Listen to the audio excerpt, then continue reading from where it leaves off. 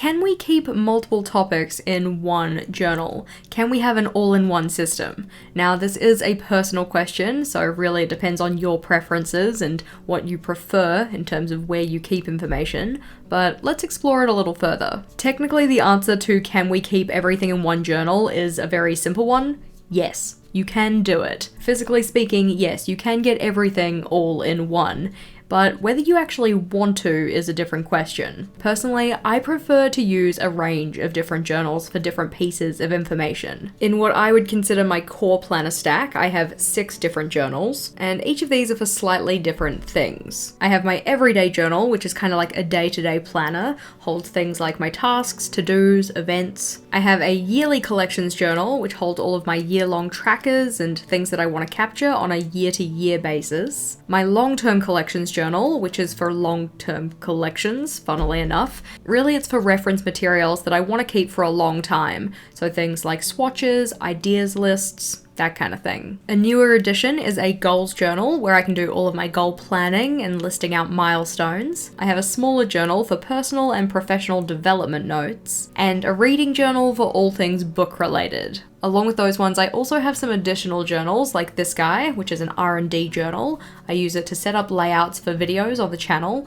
Ones that I'm not actually going to use myself, they're more just ideas for other people. Could I do all of those in one journal? Yes, technically I could, but I don't want to, and thus I don't. When it comes to the reasons that I use multiple journals, I have a couple, but the first one is that it's just easier for me to have things separated.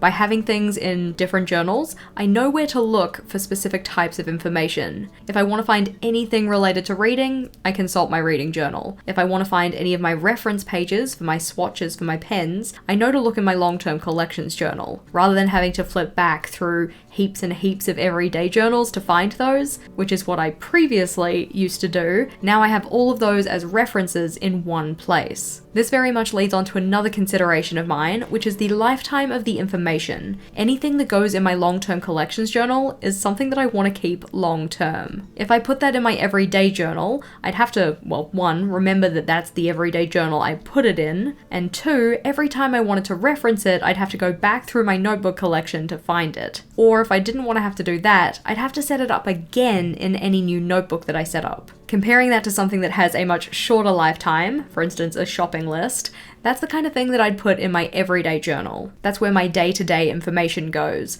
Things that I don't need on the very, very long term, stuff that's maybe for this day, this week, this month, that kind of thing. Another consideration for me is how often I have to set up a new journal. If I was doing all of these collections in one space, in particular thinking about the ideas that I make for videos that are layouts that I want to share, but they're not ones that I want to use, I would be going through so many journals so quickly. My regular everyday journal lasts anywhere from 3 to 6 months. This one in particular, I'm predicting for 6, but something like a smaller traveler's notebook would only last 3. If I start including all of the layouts I set up in my R&D journal in those as well, then I'm going to be changing notebooks like every month to 2 months. In terms of trying to have some continuity through my journals and also having trackers that are set up for longer than just a 1-month span, going through notebooks that quickly, that kind of notebook churn, isn't really going to lend itself to getting a kind of overview of information when it comes to some of the things I'm tracking. That's in part why I decided to set up a yearly collections journal as well, for any of those year-long challenges or things that I'm trying to track where I want to see an entire year of information in one place.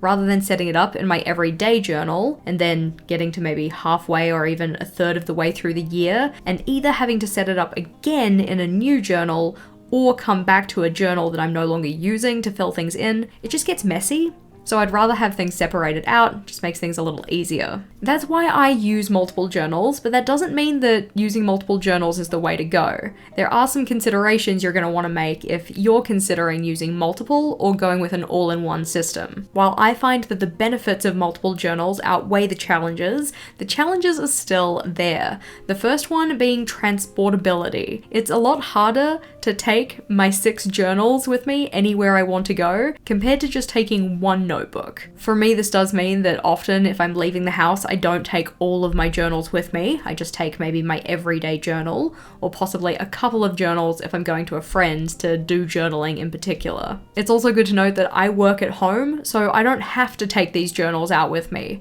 When I was a teacher though, the only journal that would leave the house would be my everyday journal. Another consideration we have to make is our resources. So time, energy, attention, actual physical resources like how many notebooks you have and materials. Having multiple notebooks is going to take up all of these. I find that given the resources I have, using multiple journals isn't really a problem, especially because I don't use every single one of my journals every single day. So if we're thinking about time and attention, the only ones that actually get checked in with every single day are my everyday journal and also a journal I forgot to mention, which is my 5-year journal. Depending on the system you're using, having to check in with each of those journals though might be a little bit more of a hassle than it's worth. Rather than having to pull out a whole bunch of notebooks, you could just be pulling out the one and doing everything in there, and that might be a more approachable system for you. One of the issues that I find with multiple journals, and probably one that is the most challenging for me, not challenging enough to make me go back to only one, but still more of a challenge, is new journal setup burnout. That's a mouthful, but effectively, anytime you're setting up a new journal, there's going to be an energy, a time, a resource cost, and I find that often setting up my new journals, especially towards the end of one year in preparation for the next, in that period, I get a lot of creative burnout from setting them all up. In terms of the ones that actually get a new year set up, there's only 4 of them, so the everyday, the yearly collections, my reading journal and goals journal, but I also set up Vogel's journal, so just imagine a 5th one on top of that. While I do very much enjoy the setup process, it's fun to be a bit creative and get the new journal set up, I do also find that then when it comes to setting up for January, say, in my everyday journal, my creativity well is very empty. Often I find that setting up for January feels like a bit of a struggle because I've spent all of those creative resources setting up all of the journals. Not enough of an issue to actually make me only use one journal, but still a little bit of an issue. Another issue that using multiple journals can present though is having multiple pieces of information in multiple places, or in particular information duplication. As I mentioned, I prefer to have things separated out. I prefer to have things in set locations. So reading stuff in the reading journal, long-term resources in the long-term collections journal. But depending on what you're using each of your journals for, you can end up having information duplication. For instance, previously, when I was a teacher, I tried to have a teacher planner. So I had my everyday journal where I'd usually collect tasks, events, that kind of stuff. But then also on top of that had a teacher planner. My thinking was that the teacher planner was going to stay at school so I could kind of try and separate my work life and home life. But if you have ever been a teacher or know a teacher, you'll probably know that work tends to follow us home. So I'd be at home trying to do teaching related things and not have my teacher planner to write down my tasks. Another issue that actually came out of this was when I pulled all of my teaching stuff out of my everyday journal, I didn't really have a lot left, and that kind of put me in a giant planning slump. In that case in particular, I preferred to have the two together rather than having separate planners for separate things. Now, all of that said, yes, I prefer to have multiple planners. I like to have my little fleet of notebooks in my system, but that doesn't mean you can't have everything in one. If you wanted to go with an all-in-one system, what kind of things can we do to make it easier for ourselves? Now, starting with bullet journaling in particular, because I am a bullet journaler, one of the main things that you're going to want to use if you're going with an all-in-one system is the index. You know, there's a reason that it's one of the core collections. That is how we find things in our notebook. That being said, I do not use an index because I don't really feel the need to. But if you're trying to fit multiple life areas into one journal, it can be really useful to have a reference of where to find them. An index is typically set up at the start of a new journal so that it's easy to reference right at the front of the notebook, but this just lists out all of the things that you find in the notebook as a whole.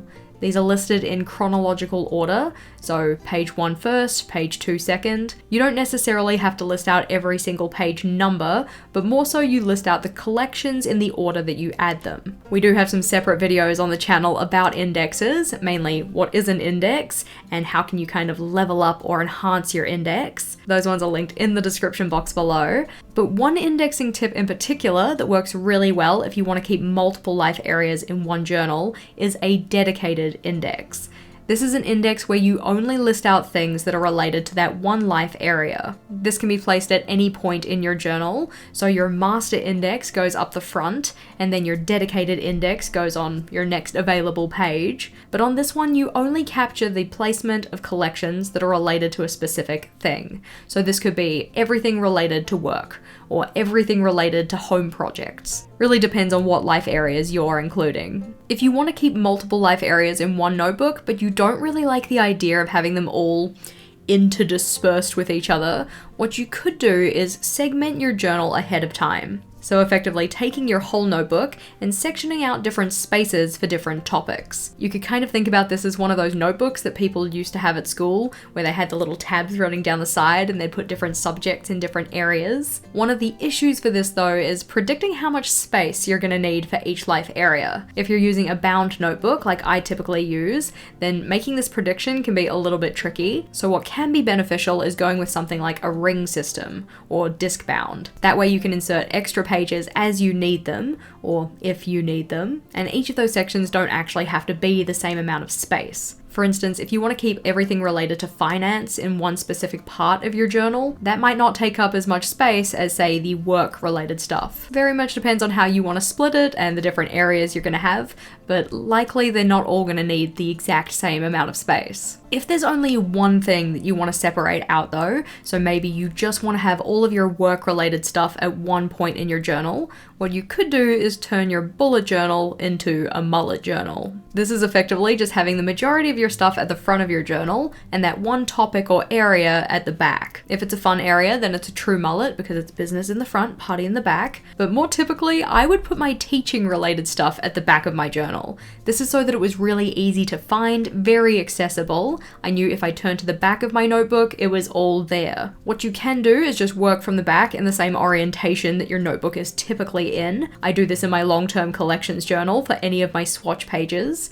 Or what some people do is turn the notebook upside down. This way it opens from the back cover in a more typical way for a regular book, but it really depends on what you prefer in this instance. For me, I would like all of my collections to be in the same orientation, so I just keep the book the right way up or same way up. But rotating the notebook can be a strategy if you prefer to feel like you're working from the front, even from the back of the notebook. Of course, it kind of goes without saying, you can just mix everything together and not use an indexing system.